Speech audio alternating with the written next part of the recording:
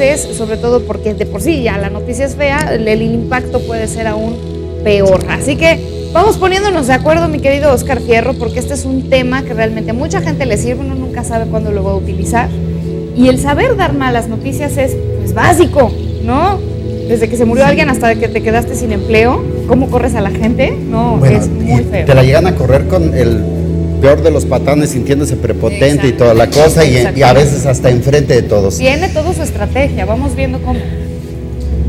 Generalmente, una de las cosas que me gusta mucho es que todas las personas a las que se les dice una mala noticia, jamás, y es repetitivo, jamás olvidan dónde, cuándo y quién les dio la mala noticia. Exactamente. Y generan lo que platicábamos ahorita allá atrás, generan a veces enfermedad, ataques, infartos, todo por la torpedad, por no decirlo con otra palabra más fea, de cómo dar una mala noticia. Entonces, el dar una mala noticia se refiere a buscar, ¿no? Yo traigo aquí lo que se llama un protocolo EPICE, hecho por un doctor Bale en el 2000, en el que dice que son 6 pasos para dar una mala noticia más o menos. A ver, échalos. Sí, el código se llama así EPICE, que es un acrónimo de las primeras letras. Hablamos de el entorno.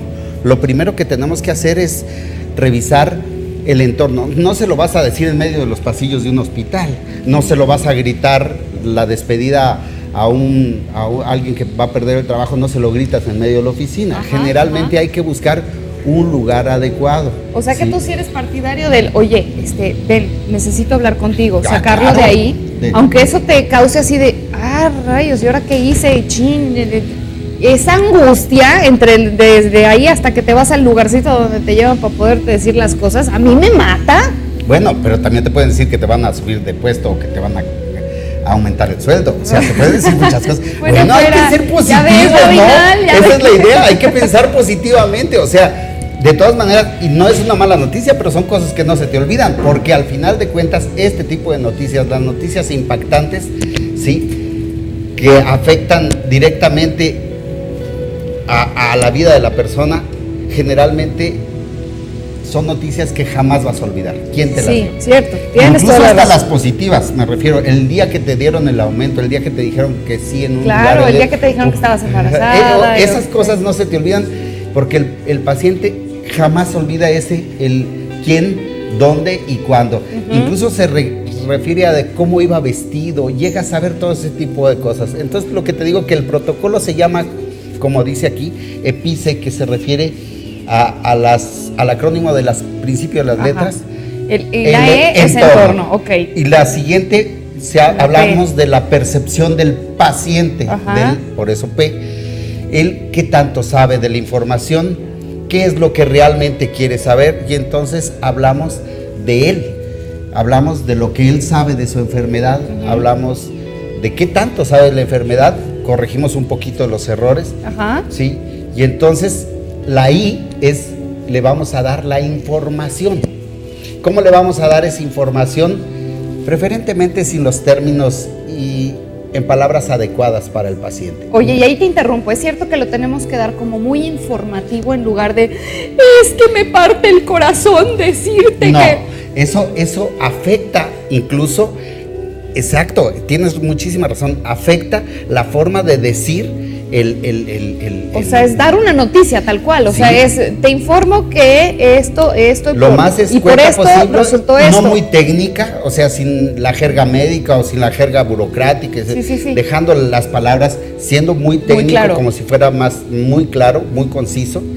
Incluso se dice, y eso lo hablamos más que nada de qué tanto conocimiento tiene el paciente, es quizá no darle todo el conocimiento, ya sea despido, ya sea enfermedad. No, es que es por esto y por esto y por esto. No des muchas explicaciones hacia atrás. No, o sea, es causa y efecto, porque todo mundo, por ejemplo, anuncias una muerte, ¿no? Pero ¿cómo? ¿Qué pasó? O sea, ¿te interesa saber como la escena completa como para entender por qué se murió? En el caso de que alguien se murió. Y luego como asimilar, es una forma de asimilarlo, ¿no te parece? Sí, el estar preguntando, ¿y dónde estaba? ¿Y qué sucedió? ¿Y con quién iba? ¿Y por qué no hicieron nada? Y como que todas esas preguntas. Pero generalmente lo mejor es dar la información en ese momento y a la hora que le dices, pasó esto, se murió, lo que estabas diciendo, pues lo importante es nada más saber que se murió. y ya ahí lo traen. Y lo demás lo dejamos para después. O sea, dar la información fraccionada permite al duelista, al que tiene la pérdida o al que va a enfrentar esta mala noticia, que vaya de alguna forma digiriendo esta Oye, Oscar Fierro, no, pero yo así no puedo, perdón que te ponga en jaque, pero es que esto yo recientemente lo viví en septiembre, y el hecho de, oye, se murió tu tío, ajá, pero ¿qué pasó? ¿Dónde estaba? Y yo que estoy hasta acá y ellos allá en Veracruz y me dicen, oye, se murió tu tío, y a ver, pero ponme en contexto, ¿cuál es la causa? Sobre todo porque es una muerte repentina que jamás te hubieras imaginado. O sea, ese tipo de cosas, cuando es una pérdida así de rápida, ¿no crees que el dar como el detalle ayudaría más como a procesar al cerebro, a decir, ya no está? Habrá que respetar el duelo del paciente. Por eso hablamos del conocimiento. La parte de la C es hasta dónde quiere saber el paciente y podemos detenernos un poquito. Tú eres muy práctica y en ese sentido buscas la información casi siempre desde el principio o casi toda la información.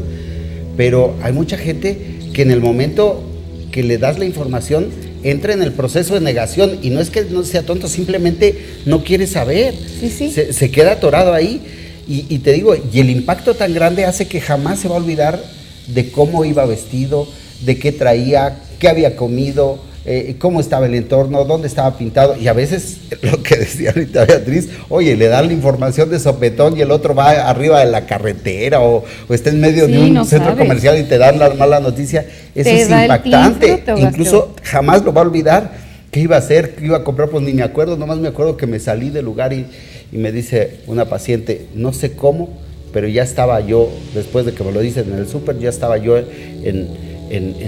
manejando sobre los puentes y no recuerdo un espacio de 15, 20 minutos. Oye, ya se nos acabó el tiempo, Gacho. Mira, a mí me encantaría que nos dijeras lo que sigue después del acróstico que dices, que es invitación, conocimiento, empatía y estrategia, que lo vamos a ver en la siguiente, prométanoslo. Claro, sí. Y luego ayúdanos a reproducir algo así. ¿Qué te parece si en la siguiente actuamos como que tú me vas a dar una mala noticia? Sobre todo para que vayamos viendo cómo sí se debe de hacer, porque luego en ese momento no estamos pensando cómo se lo vamos a decir a alguien más. O sea, tú también sufres la emoción, sobre todo si es alguien... Esa es la parte de la empatía. ¿Ya hablaste de la empatía? Pues bueno, sufres y sientes. El asunto es que tú tampoco le vas a pensar mucho.